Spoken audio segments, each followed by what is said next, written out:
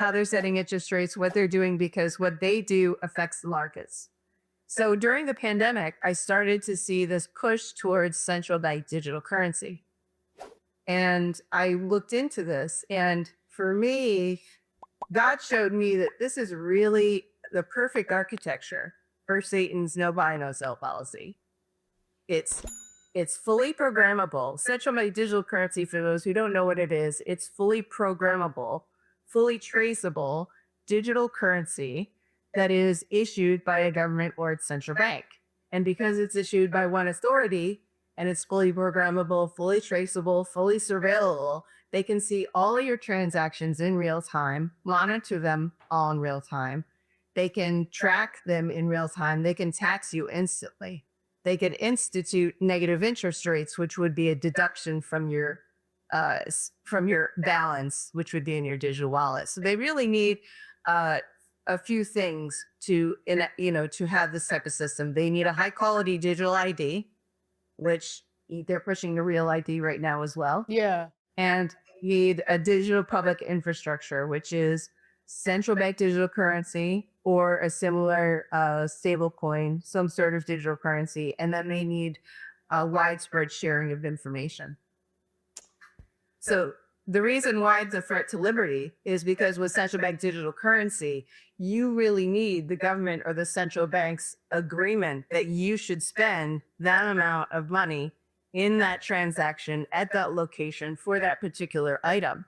They could really program your CBDC so that it can't work to buy certain foods and goods that they might not want you to buy, so that it can't work in certain locations, that it can't work for a specific amount.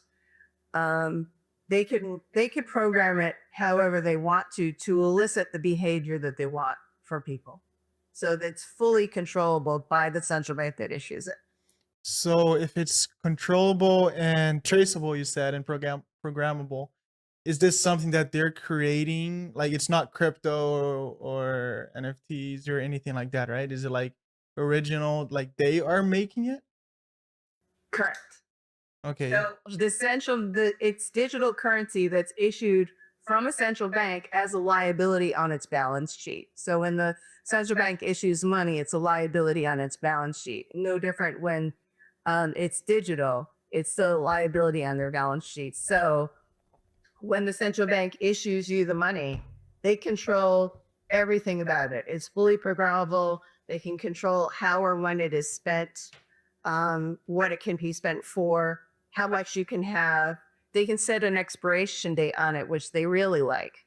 They could put a 30-day or less expiration date on the currency, forcing you to convert it to goods. I actually really like that feature because it allows the central bank to control the money supply that much more efficiently.